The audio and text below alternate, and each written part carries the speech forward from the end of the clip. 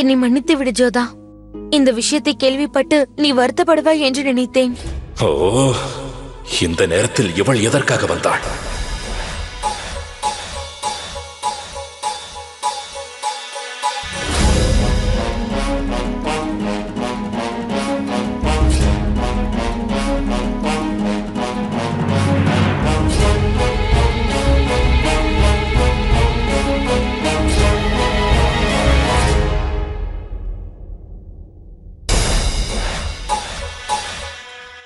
இந்தா தண்ணீர் பருகு, மனம் அமைதியாகிவிடும். எனக்கு எந்த சிந்தனையும் இல்லை மூர்த்தி. நான் காதலித்த என்னுடைய கணவரையும் அவர் அன்பையும் இழந்து விட்டேன். நான் அவரை இன்னொரு பெண்ணின் கைகளில் கொடுத்து இழந்து விட்டேன். இனி எனக்கு எந்த சிந்தனையும் இல்லை. என்னிடம் கூறுங்கள். பேகம் சாயிபா, விஷயம் என்னவென்றால் அந்த அரக்கன் கைபர் தன் தலையை கிணற்று சுவற்றில் மோதிக்கொள்கிறானாம். கஷ்டப்படுபவர்கள், உதவியற்ற நிலையில் இருப்பவர்கள் மனமுறிய பிரார்த்திக்கும் போது அல்லாஹ் அவர்களின் பிரச்சனையை தீர்ப்பார். இல்லை, இப்போது நான் என்ன செய்து கொண்டிருக்கிறேன்? என்னால் என்னை மாற்றிக்கொள்ள இயலாது. நான் எப்படி இருந்தேனோ அவ்வாறுதான் இருப்பேன். என்னால் ஒரு பறவையின் வலியை கூட தாங்க இயலாது. ஆனால் கைபர் ஒரு மனிதனாவான். எங்கே செல்கிறாய் ஜோதா? என்னுடைய கடமையை நிறைவேற்றுவதற்காக. இல்லை, செல்லாதே ஜோதா. நீ இப்பொழுது சென்று விட்டால் உனக்கும் சேஞ்சாவிற்கும் இருக்கும் இடைவெளி இன்னும் அதிகமாகிவிடும். ஏற்கனவே அது முடிந்து விட்டது மோதி. குறைந்தபட்சம் என்னுடைய மனித தன்மையாவது நான் இழந்துவிடக் கூடாது என்று நினைக்கிறேன்.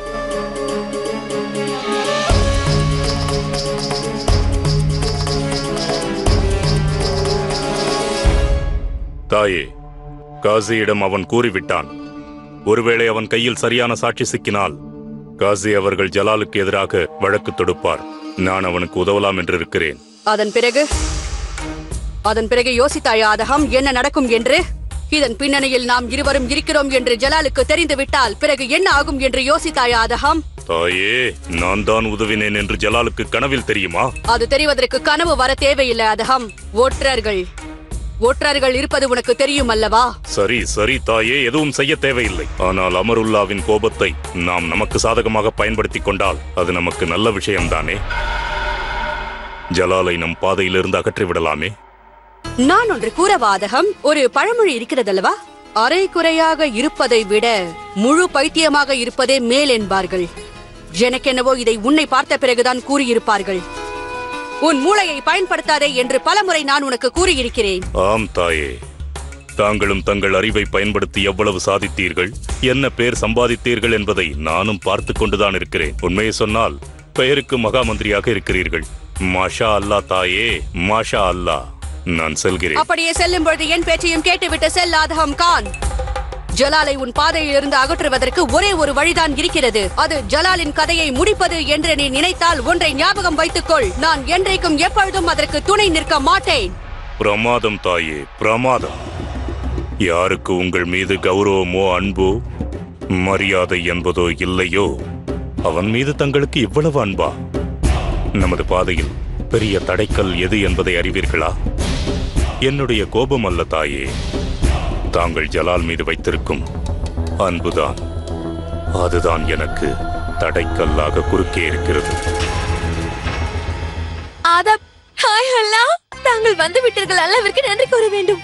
ஈத் கொண்டாட்டத்தை முன்னிட்டு அத்தை அவர்கள் இப்பொழுது எனக்காக மிகவும் அழகான நகை வாங்கி கொடுத்திருக்கிறார். பாருங்கள், நான் உங்களுக்கு அதை காண்பிக்கிறேன். வாயை மூடு. இவள் என்னுடைய வாழ்க்கையில் இரண்டாவது தடைக்கல். இவளை எனது தலையில் கட்டி வைத்து எனது வாழ்க்கையை அழித்து விட்டீர்கள்.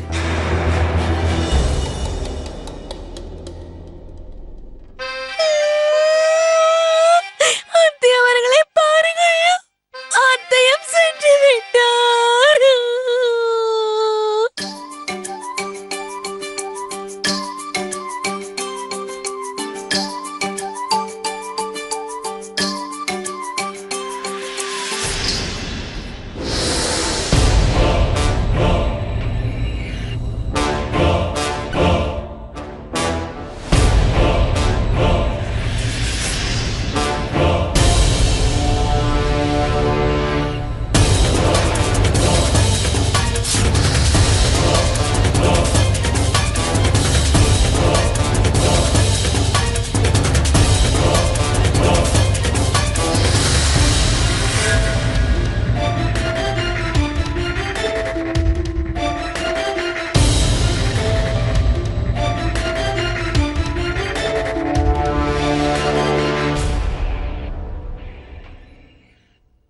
பொழுதாகிவிட்டது. இது தொழுகை செய்ய வேண்டிய நேரம்.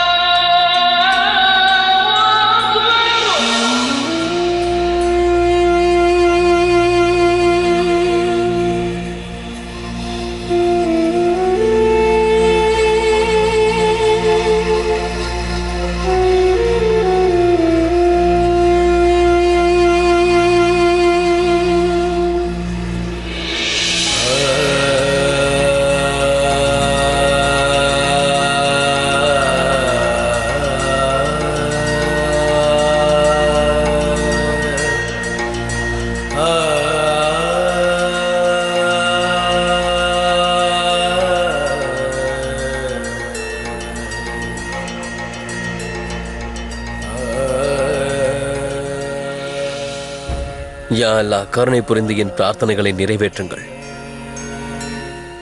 என் மனதில் உள்ள ஆசைகளை நீங்கள் தான் நிறைவேற்ற வேண்டும் இறைவா. என்னுடைய வேண்டுதலை எப்படியாவது நீங்கள் தான் நிறைவேற்ற வேண்டும் அல்லாஹ். ஆமீன். ஜலால் ஜோதாவின் வாழ்க்கையை தாங்கள் தான் காப்பாற்ற வேண்டும்.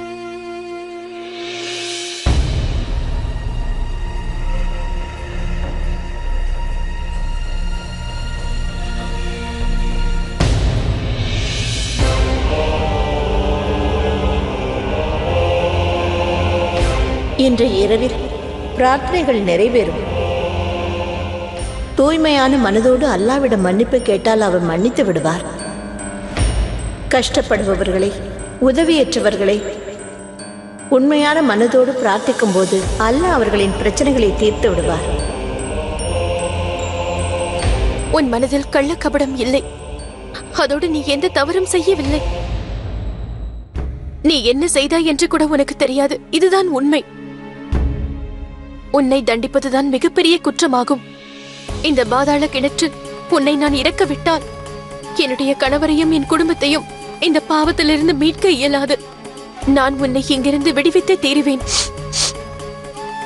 கடவுளே, எதையும் புரிந்து கொள்ளாமல் அவசரத்தில் ஷெஹன்ஷா செய்த தவறுகளை பெரிய மனதோடு மன்னித்து விடுங்கள்.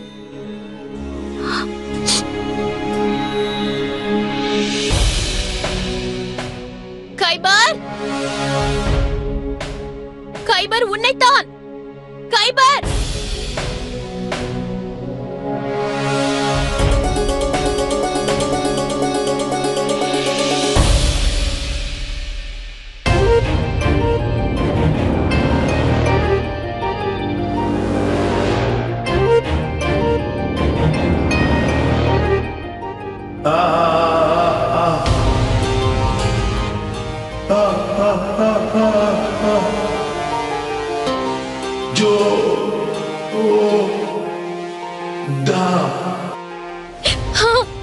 நான் தான் ஜோதா. நீ என் பெயரை உச்சரிக்க கற்றுக்கொண்டாயா? இங்க பார், நான் உன்னை இங்கிருந்து விடுவிக்கத்தான் வந்துள்ளேன். புரிகிறதா?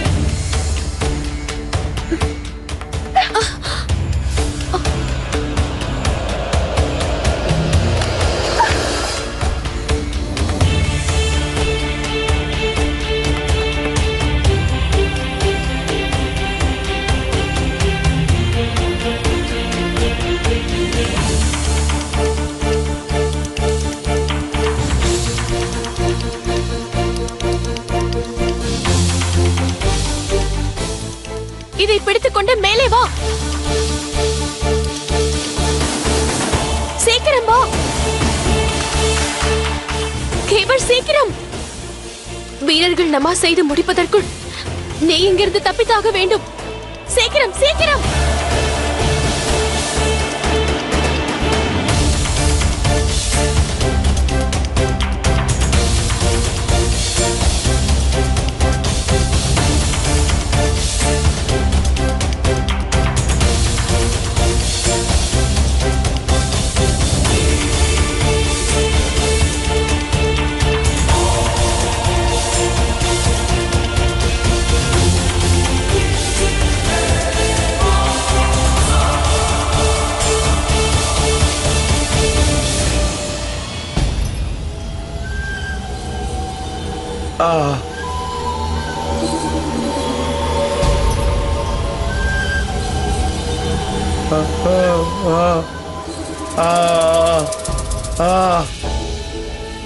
உன்னை யாராலும் புரிந்து கொள்ள இயலாது.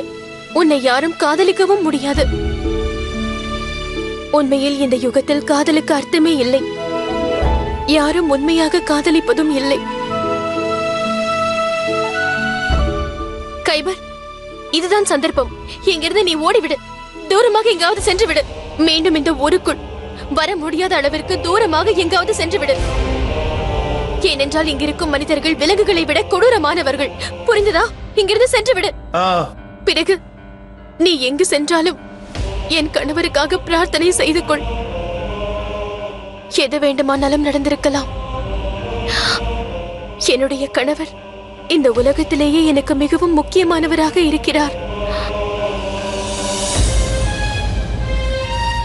இங்கிருந்து சென்று விடு. கைபர், இங்கிருந்து சென்று விடு.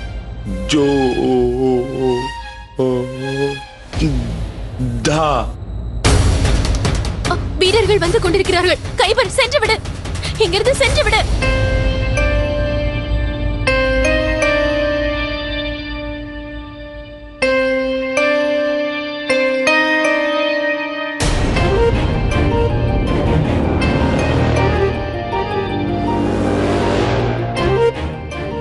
செல் கைபர்.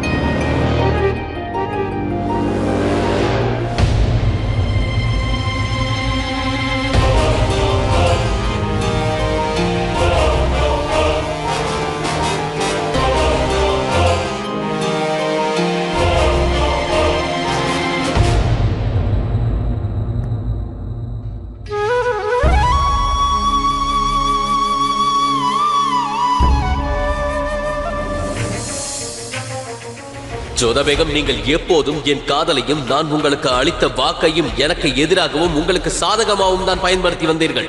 ஆமாம் ஜோதா பேகம், எனக்கு அத்திஃபாவின் மீது காதல் வந்திருக்கிறது.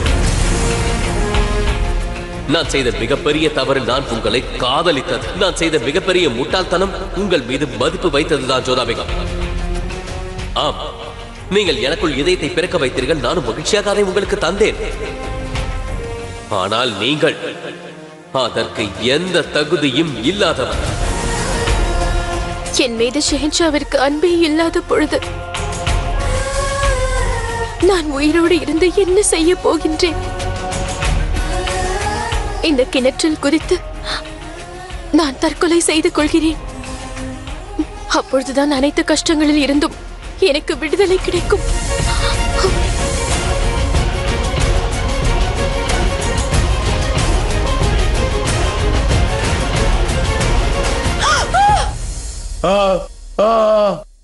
என் கையை விடு.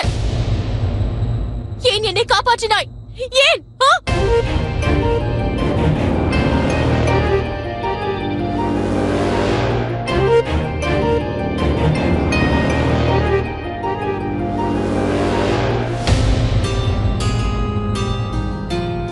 இல்லை, என்னோடு சேர்த்து இன்னும் 2 உயிர்கள் உள்ளது. அவர்கள் இந்த உலகத்திற்கு வரும் முன்பே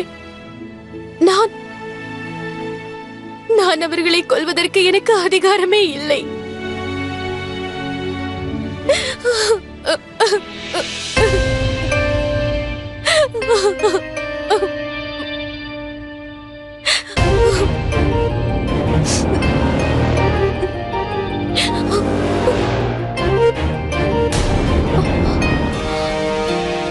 நீ என்ன செய்கிறாய் கைபர்? இங்கிருந்து சென்று விடு. சென்று விடு. கைபர், கைபர், என்னை விடு. நீ என்ன செய்கிறாய்? என்னை விடு. கைபர், என்னை விடு. அவன் மீண்டும் ஜோதா பேகம் அவர்களை கடத்தி செல்கிறான். பாருங்கள். என்னை கீழே இறக்கி விடு.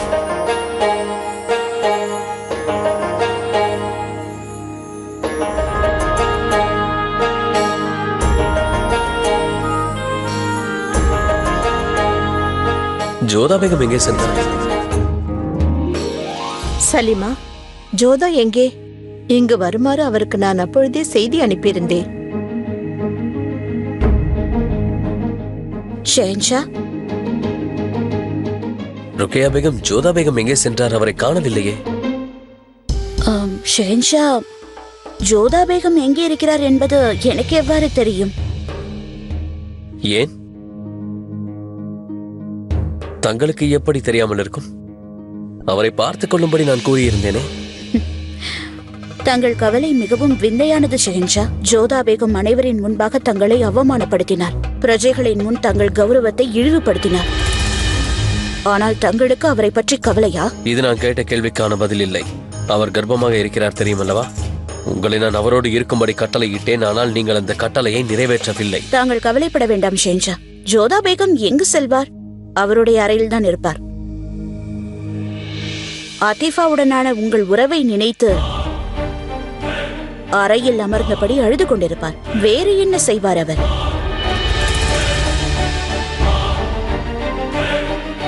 ஆச்சரியமாக பார்க்காதீர்கள் ஷெஹன்ஷா. அந்த புறத்தின் சுவற்றுக்கு காதுகள் மட்டுமல்ல, கண்களும் இருக்கிறதா? அதோடு நம் அந்த புறத்தில் நடந்து கொண்டிருப்பது எனக்கு தெரியாமல் இருக்குமா? அவ்வாறு நடக்க வாய்ப்பு இருக்கிறதா?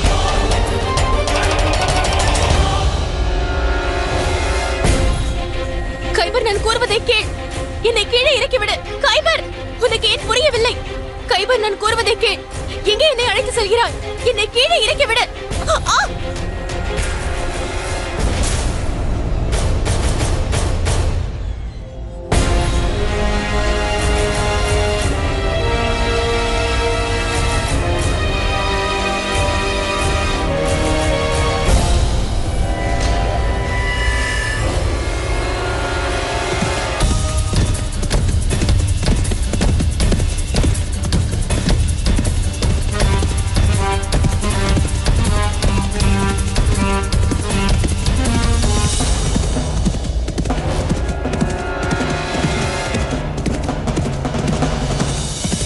அதோ அந்த மலை மீது சென்று கொண்டிருக்கிறான்.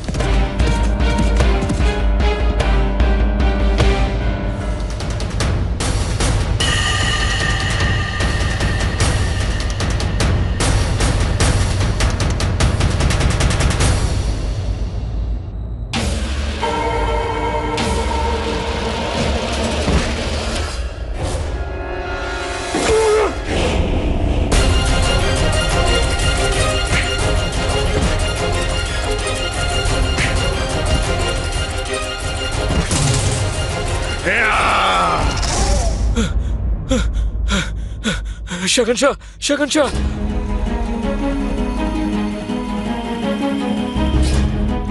என்னவாயிற்று? ஏன் இவ்வளவு பதட்டம்? ஹுசூர், இது பதட்டப்பட வேண்டிய விஷயம்தான். ஒரு பெரிய பிரச்சனை நடந்துவிட்டது.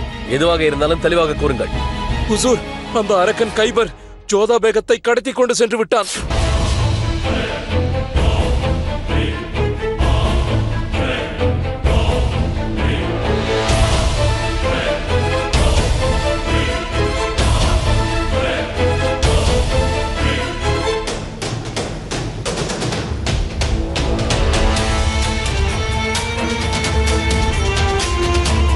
ஆனால் இது எப்படி சாத்தியமாயிற்று? அவனை பாதாள கிணற்றில் அடைக்கும்படி நான் தானே கட்டளையிட்டேன். அவன் அங்கிருந்து தப்பி எப்படி ஜோதா பேகத்தை அடைந்தான்? ஹுசூர், ஜோதா பேகம் தான் அங்கே வந்தார்.